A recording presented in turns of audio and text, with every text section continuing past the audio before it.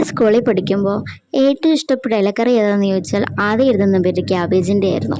ക്യാബേജിൻ്റെ കൂടെ എനിക്ക് ഏറ്റവും ഇഷ്ടപ്പെട്ട കോമ്പിനേഷൻ പപ്പടവും, ഒന്നെങ്കിൽ എന്തെങ്കിലും മോരുകറി, അല്ലെങ്കിൽ മീൻ കറി, അതുമല്ലെങ്കിൽ ചിക്കൻ കറി. ഇത് രണ്ടും എനിക്ക് ക്യാബേജിൻ്റെ കൂടെ മസ്റ്റാണ്. അപ്പോൾ ഇന്ന് നമുക്ക് ചിക്കൻ കറി ഉണ്ട്, സോ ക്യാബേജ് ഇല്ല. അപ്പോൾ ആദ്യമേ ആ ക്യാബേജ് അങ്ങ് ഉണ്ടാക്കാം. ഒരു ക്യാബേജിനെ ഞാൻ മൂന്നായിട്ട് മുറിക്കും കേട്ടോ. അതായത് നമ്മൾ രണ്ടാക്കിയാൽ ഒരു ഭാഗം ഞാൻ ഫ്രിഡ്ജിൽ വെച്ചിട്ട് ബാക്കി ഭാഗത്തെ ഞാൻ മൂന്നാക്കി അങ്ങ് മുറിക്കും. എന്നിട്ട് ഈ ചോപ്പർ വെച്ച് അങ്ങ് ചോപ്പ് ചെയ്തെടുക്കുന്നതാണ് എൻ്റെ സ്വഭാവം. എനിക്ക് കൈ കൊണ്ടരിയാനുള്ള വശം ഇതുവരെ ആയിട്ടില്ല, അതുകൊണ്ടാണ് ഞാൻ ചോപ്പർ ഉപയോഗിക്കുന്നത്. പിന്നെ എപ്പോഴും ഞാൻ വെള്ളം കുടിച്ചുകൊണ്ടിരിക്കും കേട്ടോ. കാരണം യൂറിനറി ഇൻഫെക്ഷനൊക്കെ വാതിക്കെ വന്ന് നിൽക്കുകയാണ്, എപ്പോഴാണ് വരേണ്ടതെന്ന് ചോദിച്ചു. അതുകൊണ്ട് എപ്പോഴും നമ്മൾ വെള്ളം കുടിച്ച് ഹൈഡ്രേറ്റ് ആയിരിക്കണം.